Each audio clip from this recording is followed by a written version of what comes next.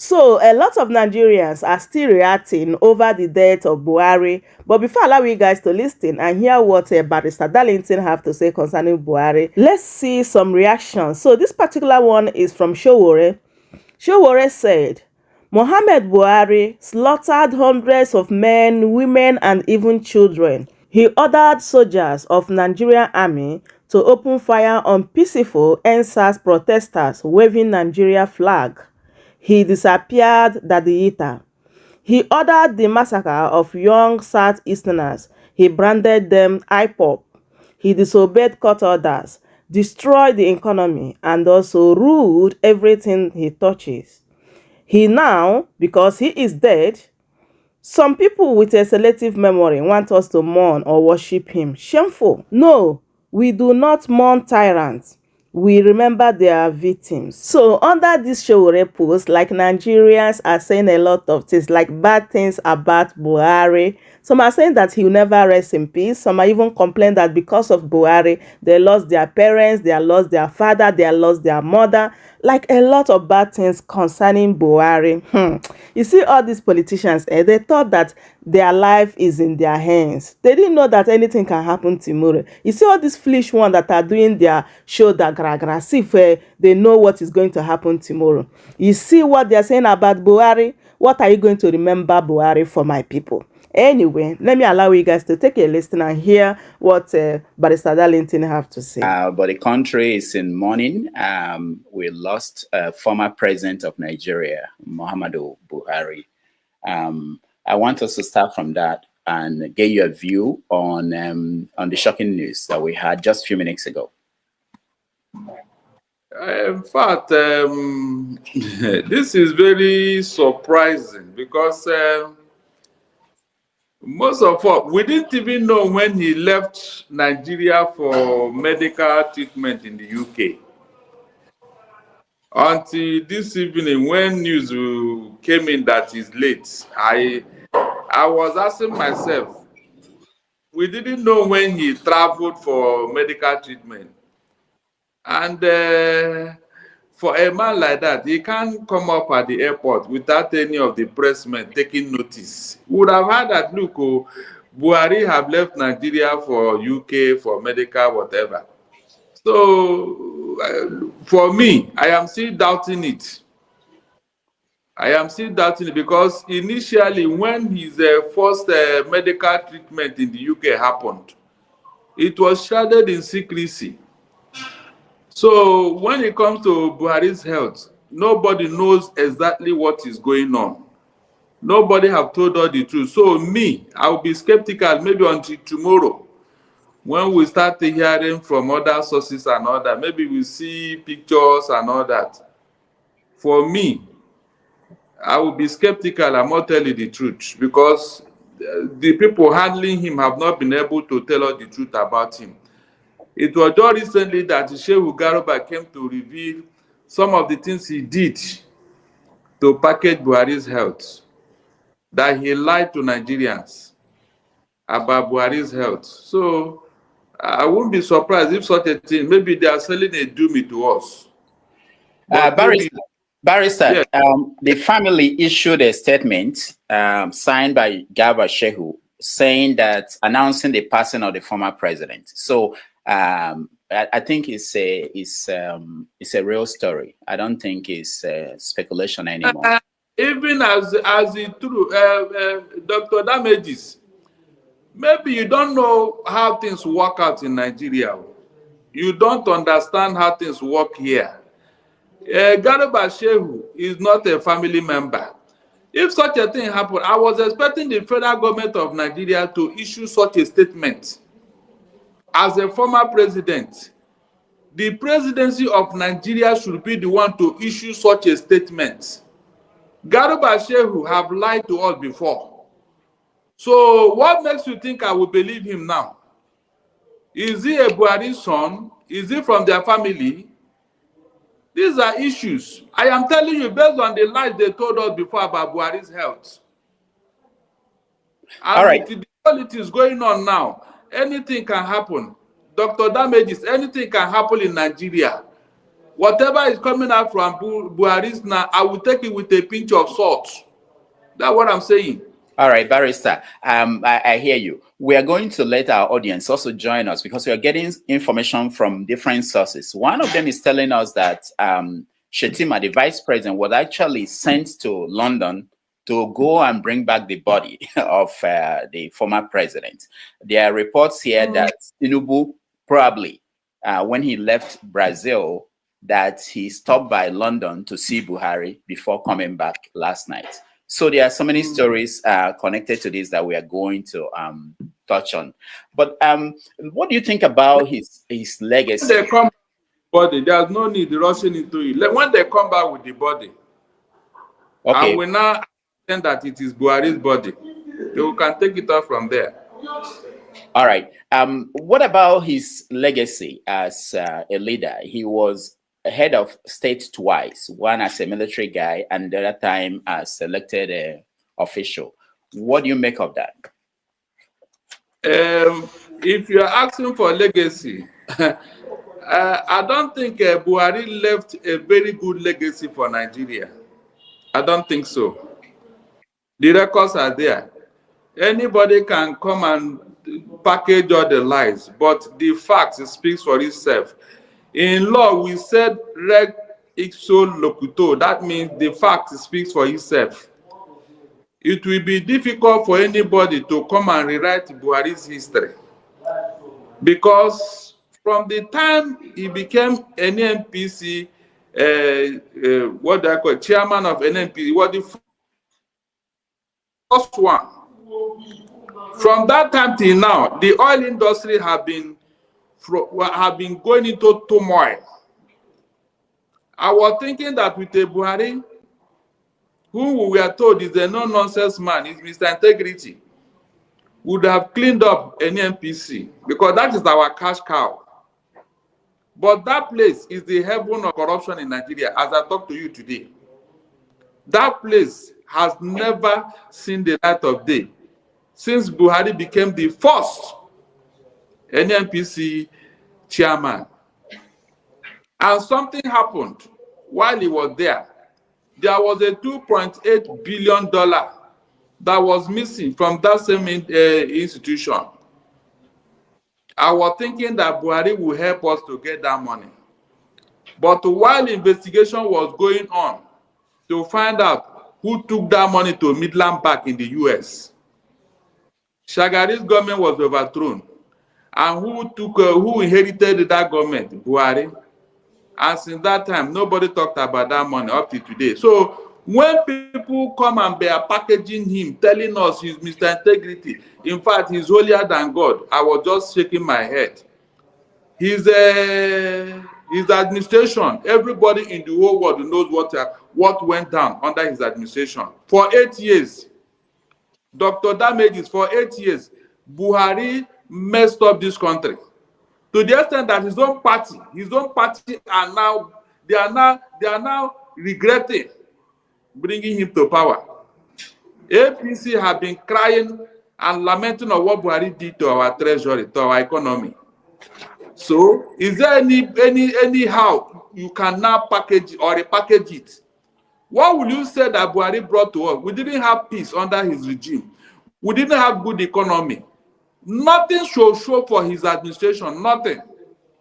I challenge anybody to tell me otherwise. Nothing. I said, as of today, up to tomorrow, his own political party, APC, are lamenting of Buhari's administration. That will tell you how bad the things was under Buhari. So, in fact, it's a very big disappointment that Nigeria went through what they went through under Buhari. All right, Barrister, I wanted this morning to start the conversation by telling you that Abdul Salami Abubakar is in London sick, that Buhari is in London sick, but now Buhari is dead. Abdul Salami is still there in the hospital in the UK. What do you make of our leaders being treated abroad? Very shameful. Dr. Damage is very, very shameful. Eh? Very, very shameful. You know, in other crime, this kind of thing shouldn't have happened. Mandela died in South Africa. Mandela, he died in South Africa. The question is it that we don't have the resources to build a world-class hospital in Nigeria that can take care of the health of leaders? The answer is no. We have the money, but they prefer to go and use it and spend abroad. And leave us in this type of mess. Even with what has happened today, no lesson will be learned. The present president is still junketing all over the world, telling us he's going for one working visit or the other. Meanwhile, he's seeking for medical help. Nobody will come out and tell us the truth. That is even the irony. When Buhari was sick, nobody told us. They were just packing. He went for holidays. No, there was nothing they did not tell us. And gullible Nigerians, we bought it so that peace will reign. So if they have look, when APC was campaigning, Dr. Dambe, he said that there will be no medical trip abroad for anybody in APC. He said it. That was one of their campaign slogan, so that they can unseat PDP. Today now what happened? So you know, when a lie has become too obvious, you can no longer tell a lie. If they have their way, they would have told us that he's still resting somewhere. If they have their way, they will tell us that nothing happened, that he's still resting. All right. Now you said there is no lesson that anybody will learn from this. Is it? Yeah, that... no lesson. I'm telling you. Even as I talk today, I don't know whether the present one is preparing to go to France again. Why is it that our political class, that they don't learn lessons from realities of life, which we all go through, sickness, death? Why? Do you know? You know this African mentality that you don't tell your enemies about your ill health, so that you take advantage of. That's the African mentality. Don't get me wrong. Oh. It is the way we behave. That is the way God has packaged us. So you cannot really blame us. It is in us, it's in our DNA.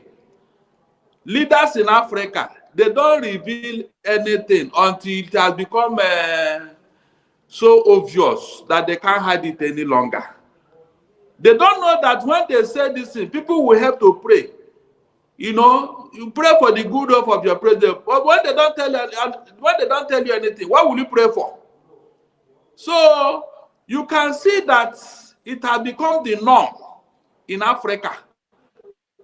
That the president will be sick, he will reveal it. Meanwhile, he will be hiding this, telling us he's going to rest. He's going to rest. Every 2 months, you go and rest. Every 2 months, you go and rest. We said, okay, no problem. We are resting. Did we challenge them? Did we complain? Did we protest? But we know that a 6 months old pregnancy, you cannot hide it. And I am telling you that if these people have their way, they would have told you that Buhari is resting somewhere, that nothing happened. That's the truth. All right. I will change the format of the show today. I will let people come in earlier than before to weigh in on this topic before we talk about other things. I don't want us to go far away from it. There is a comment that I highlighted, said, "May Allah forgive President Buhari's misdeeds and rest his soul in paradise." When you see comments like this, you mentioned African culture and why we're not transparent about our illness, our health issues. When you see comments like this, which is connected to our religious belief and things like that, where do you think we're getting it wrong? Are we just following the tradition and the culture and the religion that we are born into, or is there something that we need to change? We measure on the negative.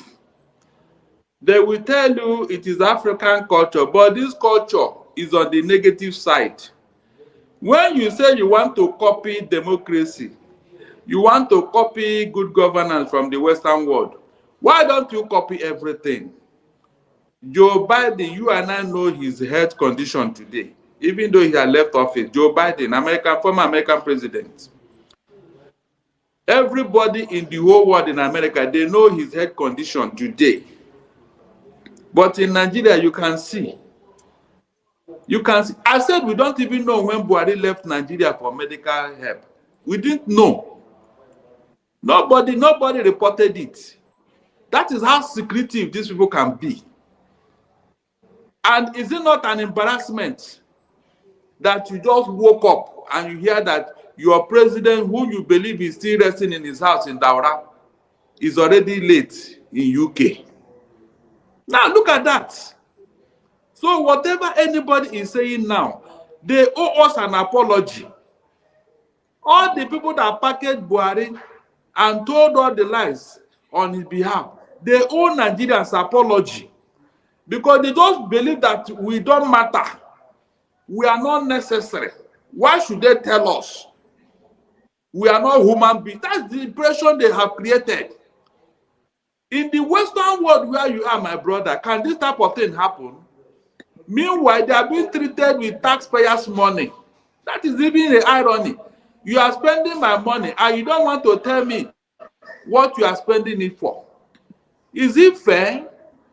And when they do this thing, they don't know the implication, because they are trying to psychologically put it in our head that that is the way to go. So when the next person comes on board, he will follow the same line. After all, the Tinubu told us he will continue where Buhari stopped. And you can see it playing out. You can see it playing. I've been saying it that any day I manage to see God, I will ask him, God, why did you bring this type of species of human beings in Africa? With all the things you have blessed us with, why did you bless us with this kind of human beings who have made us the laughing stock of the whole world? The laughing stock of the whole world. With all the things God has created in Africa, all the mineral resources, we don't have leaders with the brain who can manage these resources. Is that not a problem on its own? I will ask God that question, and I mean it. I pray I will see him alive. Barrister, in a few days, maybe tomorrow or even next, the body will be brought back to Nigeria. People will mourn, and he'll be buried in Daura, most likely. And the question is, you will hear people say, don't say anything bad about the dead. It's part of our culture.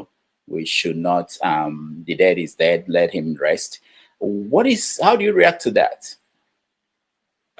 There's a limit to it. Nobody is disturbing him. Nobody is disturbing Buhari. We're only saying what he left behind. Is that not the legacy? It is when a man dies that you now know the worth of that man. Nobody is cursing him. Nobody is vilifying him. We're only saying what he did when he was alive and when he was in office. I mean, are we not supposed to say it? And anybody who is trying to package lies, well, I don't know how he will not tell this lie to God. You can lie to a human being. Can you lie to God? We are talking of what we see, what we saw under his regime, which is very obvious to everybody. So nobody is cursing him. There's no need. Even if you say so, it won't have any impact. The dead is already the dead. He's gone. Whatever we are saying now is for others to learn a lesson. Because it's obvious, African leaders don't learn a lesson. They don't. From Idi Amin to Mobutu Sese Seko, these two despots, they died in exile. Dr. Damages, they died in exile after plundering their countries in a miserable manner. But look at what is going on there now with the people that claim to be president. Yoweri Museveni doesn't want to leave office. He has been there. His family are now the owner of Uganda. They forgot what Idi Amin did before he left office. Mobutu Sese Seko said that before him there's no Zaire, after him there's no Zaire, and it happened like that. So, are you not going to talk about these things for history's sake? Are you not going to discuss these things for history's sake? That is the only reason why we are talking about. If not, there's no need. And we are saying it so that those alive will learn. But unfortunately, they don't learn. That's the irony. We say we want to do democracy. Democracy has even become worse than dictatorship. You can imagine these people. What they said that the military should not do, they are doing it 10 times over. What an irony. So, it's unfortunate. Before I bring in our guests, our people who are joining us to be part of this conversation, I want to ask you, if you are able to meet Tinubu today, based on what happened to Buhari, how he died in London, what are you going to tell him? I will tell him that since he has already gone to St. Lucia, that means he's a saint. And that means he should repent, for the kingdom of God is at hand. That's all I will tell him. All right. Darlington, we wanted to talk about Soludo, about what Igbo people, Nigerians in Ghana. We wanted to talk about the election that happened yesterday in Lagos and so many other things. But I think this story has overshadowed most of them for now. So I want to do something that I want to give our audience opportunity to weigh in and have opportunity to interact with you. Maybe the second part of the show, we will go to those topics. So let me bring them in and then have them give them an opportunity to weigh in on what is happening. I don't want to delay that for so long. Welcome to the show, Chris. Chris, can you hear me? Oh, yes, I can hear you. Okay. So what is your take on Buhari dying, and what do you want to say to our Barrister Darlington? Any question for him? Any comments? Nnamdi Kanu said that he died a long time ago, so I have no comment on that one. But I want to talk to Darlington because I follow him on VOP. He's so much advocate of Obi being a second fiddle to Tinubu, not Tinubu, Atiku. And he's so wrong on that issue. Dr. Damages, you know there is time and season for everything. What he said, I don't think he read the history very well. Whatever happened in those days, it was part of history. No. There is a new thing now. You know, as at that time, there was not this north and south permutation. No. We didn't have it. Look, from what Tinubu is doing and what he did in Lagos State, some of us are saying, no, you cannot colonize the whole Nigeria, the whole institutions. And that is why we are saying, look, who will bear the cat here? Who will bear the cat? Because people are not looking at what I said. But now they are not looking at the reasons for what I said. Can an Obi wrestle power from a Tinubu? The answer is capital no. That was where I based my argument. Why not team up so that those votes you people scattered in the last election, bring it together, and Obi can take the south, and Atiku can take the north. Let us even say that Tinubu have the southwest. They can still share the vote to there. We are talking of what will make a winning team here. If an Obi want to go it alone, Dr. Damages, let us be sincere to ourselves. Can an Obi do it? The answer is no. Going by the fact that our election is monetized, I don't think Obi can do this thing on his own. And if this not to decide to hands off and said, okay, since you people don't want our son, oh yeah, do it on your own. You know the result even before the election. You know the result. Look at the ordinary local government election they did in Lagos State yesterday. What happened? APC cleared everywhere. APC. Did anybody talk? Did anybody complain? Was there any protest?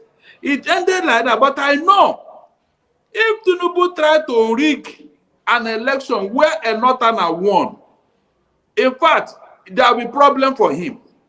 He won't even try it. That is what we are saying here. Let the government come out of Tinubu and APC. Then it will clear the way for Obi. Because listen, I even gave examples. I said, look, when God wanted to take the Israelites out of Egypt to their promised land, it was a journey of 40 days. But God made it 40 years. And when inquiries were made, he said he was clearing the promised land within that period. Because if the Israelites were to enter that place at that time, the wild animal there will eat all of them up. Are you wiser than God? No, tell me. God could have made it possible for them to even, in 2 days, they will go to promised land. But will they succeed there? Is it sustainable? I've been saying it. Obi should work with Atiku. Let us bring out this. Atiku cannot stay there forever. He will not stay there forever. He will leave. And when he leaves, and the baton is taken to the south, nobody will drag it with Obi. It's as simple as that. Barrister, before Stay Humble comes on, I wanted to say you didn't say anything about the people still talking about Buhari not being the real Buhari that governed, that was in power. You know, I told you that no matter how long a lie and a secret lies, it will be revealed one day. Is that not true?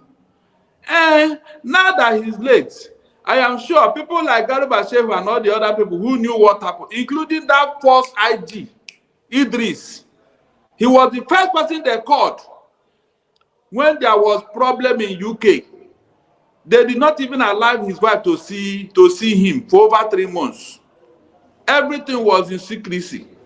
Even the Mossad, the Israeli secret service, all the revelation that came from them, they discountenanced it. And they were handing Nnamdi Kanu for saying what he saw and what he had and what was it. We've been heard that Queen Elizabeth, the late one, have already written a condolence. But for reason best known to them, it was not. She was not allowed to bring it to Nigeria. You know, when he came back, his office, he couldn't access it. You know, this door that had to do with your fingerprint before you can open, they had to change it to the fingerprint of the person that came back. It's on record. But Barrister, where is the record? How did you know this? We saw it. That was when Garba Shehu was telling us that the rat invaded the place. That's why he was operating from his home. That's what we are saying. Garba Shehu, he said it. And today, he's telling us that it was a lie. He just used it to divert our attention. You can imagine. How can they be launching a Buhari book and he was not present? I was asking myself that question just a few days ago when Garba Shehu was launching a certain book on Buhari. I said, look at all this. So, how is that possible? So, the whole secret will be revealed with time. I am sure of that. All right. If they can reveal what happened, Richard Nixon and Watergate, even when you were packaging it in 1972 to go for a second term, but when the heat was much, he had to surrender and left office in 1974, 2 years into his presidency. So no secret will be hidden. Those people who were packaging it in UK, somebody will have conscience to say, look, we have offended this country. We have lied to them about their president. It will come up. It will come up. Under Margaret Thatcher, remember Catch 22. Those things will come up, just like every other secret. It will come up. All right. Thank you. Welcome to